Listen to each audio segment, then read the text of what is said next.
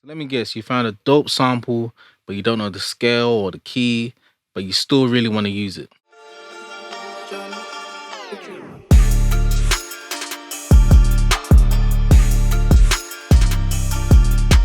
What's going on, people? It's John the Dreamer from JONTheDreamer.uk and the Music Producer Union. And today we're going to look over how to actually find out the key within a sample that you're trying to use within a beat or a composition or anything. This is an important skill because there are a lot of people releasing sample packs that are royalty free that you can use within your productions to actually sell beats with. So if you can't work out some of the keys within some of these samples, you're going to run into a problem. So you found that dope sample, whether it's been on your computer for years or you've downloaded it on the internet. You want to use it, you love the sound, you love the notes or whatever's in the sample that's compelling you to it, but you have no idea what the key is. And if you're unfamiliar with what the term the key is, you need to learn about scales, and that's going to be a completely different video. So you'll need to learn about scales. In typical music, there are two types of scales that we mainly dabble in: major and minor, which is some people would determine as happy or sad. Especially with beats and stuff, I kind of hear definitely more minor beats than major beats, but you never know.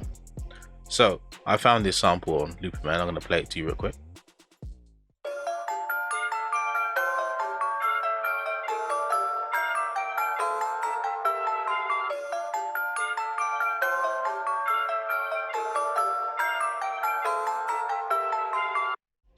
It's really dope. I wish I could find the creator of the loop. I downloaded it a long time ago.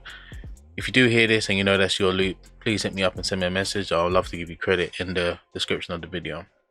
So I like the sound of it. There's a lot of things I could do to it to make a dope beat out of that, but we need to find out the key. Now for this tutorial, you don't need to know too much music theory. You actually just need to download a program that's actually going to show you what the key is. Now that program is called Keyfinder. It's developed by a guy called Ibrahim Shaif. It's a bit of freeware, which means you can download it for free and you don't have to pay anything. But as you can see, there's a donate button, so if this helps you out, feel free to donate. Once you download the software, install the DMG file, or if you're on Windows, down here you can download the exe file and install it. You'll be able to drag your samples into it and work out the key. If you've already imported the sample into Ableton, what you're going to need to do is right click and go to Show in Finder, and that's going to reveal where it is on your computer. Mine is on the desktop, so I can preview it. Press spacebar, and we can tell that it's the same file we was working with before. So to use Keyfinder, it's as simple as just dragging and dropping the audio file into here and clicking on Run Batch Analysis. And what that's going to do is analyze the audio file and tell you what key it is. So if we click on it now, Keyfinder has detected that the sample that we've imported is within the key of D minor, so DM, D minor. So to test that now, you're going to need to know the key of D minor. Now if you're not too familiar with scales, you can simply type in D minor on Google Images, and there'll be loads of resources that will actually show you what are the notes within that scale. So you can see here we have D, E, F, G, A, B flat, C and D.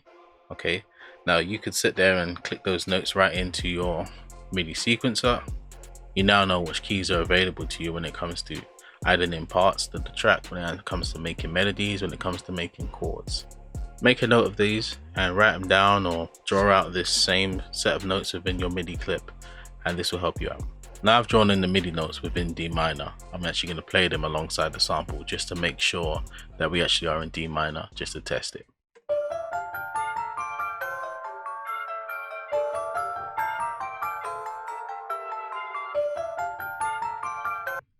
As you should be able to hear, there's not a note that's sounding out of tune. And if you can't hear that, you should just feel that it doesn't sound wrong. It sounds like it's flowing pretty well. I'm actually going to play one out of tune so you can hear what it sounds like out.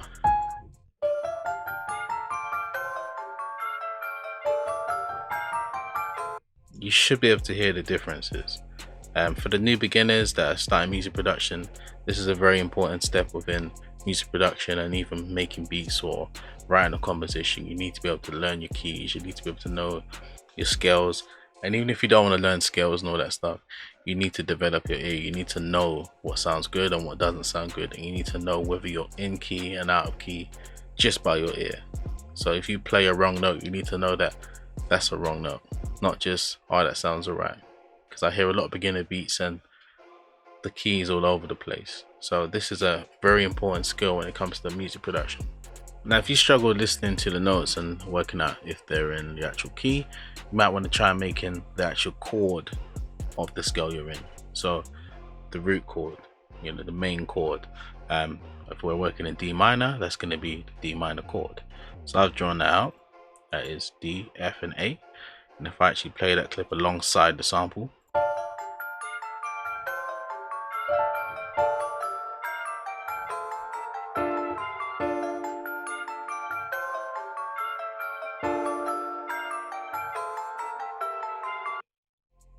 so there are two tests that you can test out when it comes to working out the key of your sample, playing the individual notes in the scale, and playing the dominant chord. I hope that helps you with your music production and your beat creating. This is John the Dreamer from jonthedreamer.uk. Until next time.